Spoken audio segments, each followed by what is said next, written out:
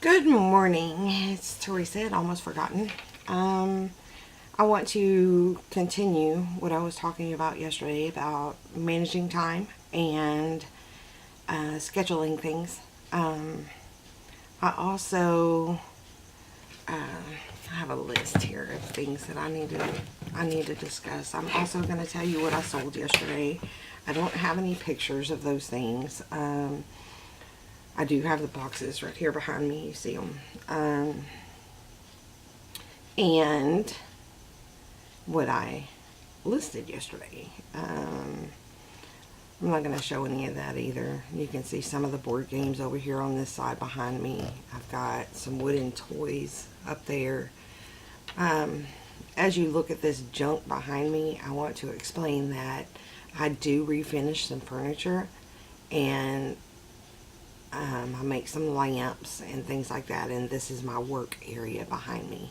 When I start listing things, I have a table over there that I measure and I weigh, and I take my pictures there. Just know that there's always going to be junk behind me. My store is that way. This side is just my office-ish, you know. You can see some of the things over there. You can see some in the mirror and see some on the camera. Anyway, I've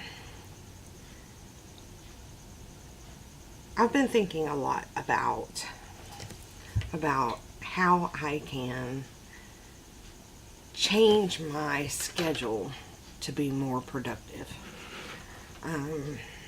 About 2 months ago, I hired a girl to help me. Reselling is not easy. It's although I know the steps and how to get from point A to point B, you know, it's still costing me a lot of time. So I hired someone thinking that I could set on my shelf over there, I can set the things that I want to be listed next, and she can go in and take photos and make drafts, and then I'll go back and fill them in. After 2 months of her doing that, I didn't see much more production than me doing it myself.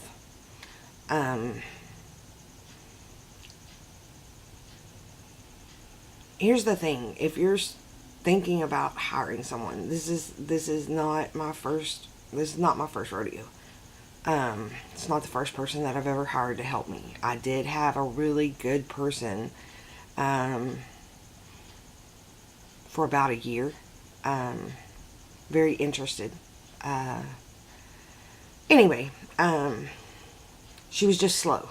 She didn't care one way or the other whether the job got done or it didn't get done.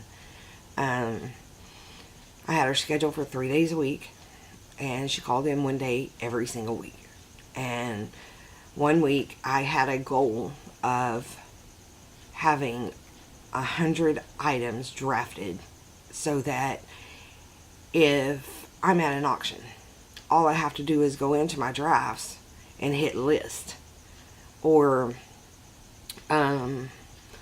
I decide that I want to go to SeaWorld on Sunday, which is my day off.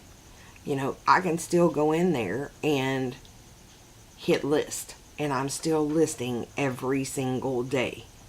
You know, I wanted to list about 10 items a day, which and just build up and build up and build up. You know, that's 70 items in a week. So that didn't work out for me.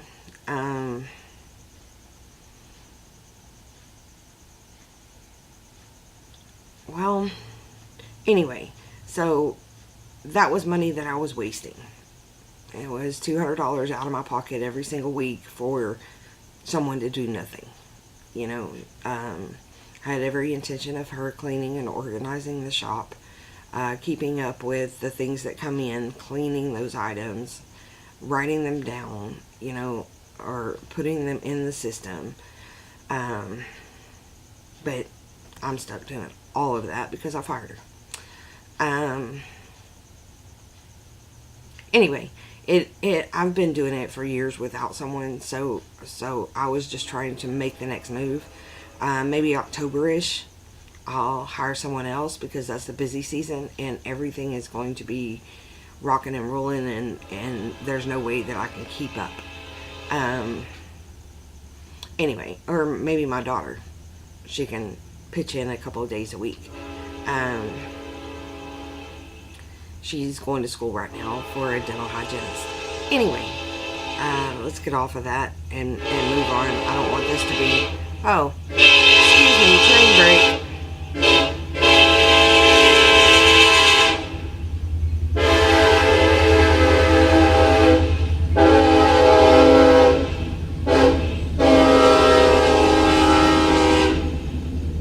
Yes, there is a train right across the tracks from my shop. And he comes by and he is very loud and obnoxious. But personally, I love trains. That's one of the reasons why we got this building. Let's see where I'm gonna go here. Scheduling. You know, if you have if reselling is a full-time job for you, then it is very important that you schedule your time, because it's really easy in this business to get sidetracked. Not meaning to, but to get sidetracked. I know a lot of you get up in the mornings, go sourcing, go back, take all your photos, list all your items, and repeat that again the next day. I don't do that. Okay, 95% of my stuff comes from auctions. We have some country auctions that we go to. It's not these big city auctions, blah, blah, blah, blah, blah. I do live in Houston, so it's possible for me to go to those big city auctions. But I like the little country auctions. One of them that we go to, I'll take you on a trip to one of those. I'm probably going to go tonight. I go on Thursday, Saturday, and Sundays. Or I used to go on Sundays. Right now my stepdaughter is in from St. Louis. So on Sundays we are doing family things. Sunday and Monday. Anyway, and sometimes on Tuesdays. Just depends. But one of the auctions that we go to, he starts out, he has everything out in the parking lot of his building. And there are rows and rows of junk, per se, on pallets, and he sells it by the pallet. It's used items, hardly ever new on the pallets. And then he sells those pallets. You can get a whole pallet of stuff for $2. You go through it, you find what's good, you keep that, you donate the rest, or throw it in the trash. Whichever way you think. That's how I get a lot of my small items for my store.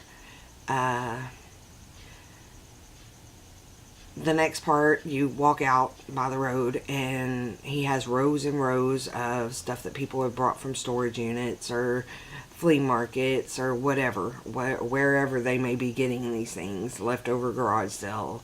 It's mostly furniture, bicycles, tools, lawnmowers, exercise equipment, motorcycles, cars, things like that. And then he has a whole section of those fold out tables where people put their items on these fold out tables, and they sell it by the table. You can get a whole table of stuff for $2 or $3. You find something on there that you want, and while they're selling, they start off anything, your choice, on the table. So if there's only one thing on that table that you want, or you think somebody else is going to bid on, then you can buy that one item. But eventually you're going to buy everything on the table. So, and the other auction that I go to, it's cleaner, better products, better selections, and each one of those are just each one of those. You bid on each item in the auction house. Sometimes I go to Goodwill. I don't do it much. Compared to what I'm getting at the auctions, it's a time drain for me. Anyway, that's where I'm getting my things. So I don't Goodwill every single day. I get up in the morning. I have my coffee and my breakfast. I check all my emails.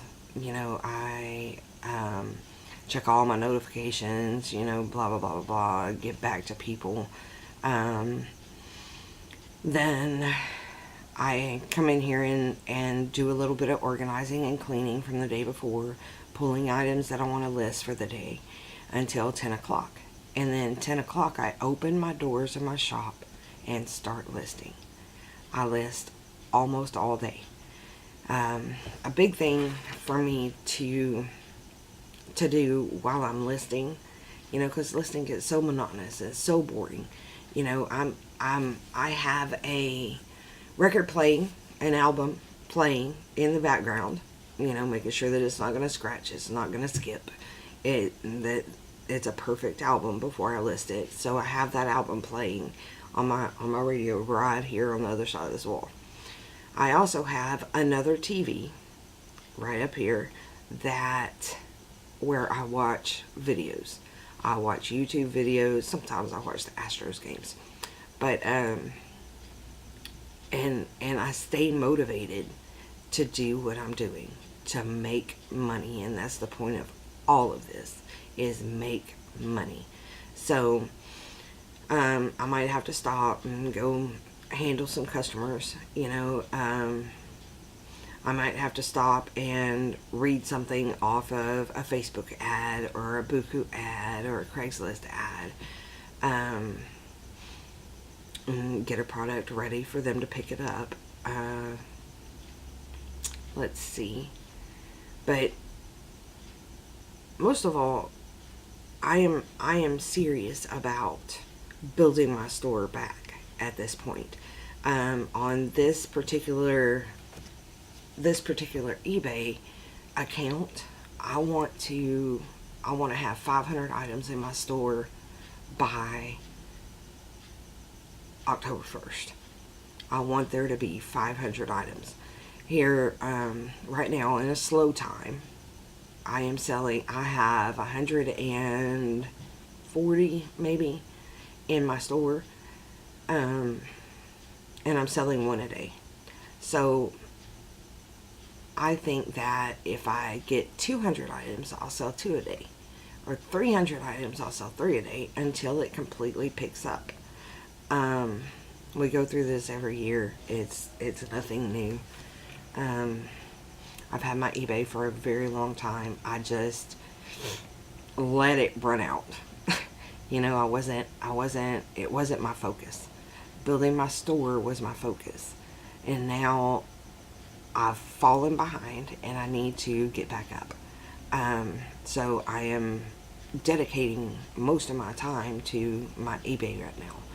My customers are going to come in. I do have money coming in, unlike, if you don't have that. But anyway, I think my next video is going to be managing time. You have to treat this like a job. It's a job. It is a job. Okay, people say, oh, the freedom that you must have, blah, blah, blah, blah, blah, and being able to go and do what you want to do when you want to do it, just reselling on eBay. That's not true. It doesn't get sold if you don't work at it. So, I've had a few friends try it. They couldn't handle it. They said, oh, nothing sells, blah, blah, blah. Well, are you listing every day? Are you sourcing good products? Are you sourcing in the right places? How are your pictures? How is your descriptions? How do you have a store? All those things matter. Okay. It's really easy to fail at this job because you think that it's just fun and you put 10 items up there and they all sell and you've had a great week. Not how it works. Anyway, I am going to skip on the things I sold and the things that I'm going to sell, and I'll hit that a little later because I do want to talk more about managing your time. I could talk for an hour or two, just on this subject. So I think that I should do some separate it out. Anyway, I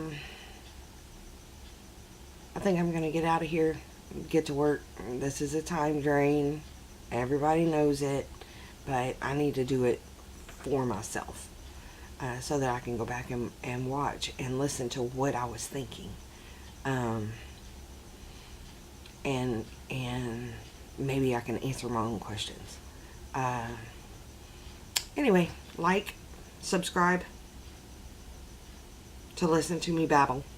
I will show some great products, some great items on here eventually. I'm just, like I said, I'm just getting started, so I want to document the things that I'm thinking, why I bought that and if it sold. But anyway, I'm out of here for right now. Peace. Almost forgotten.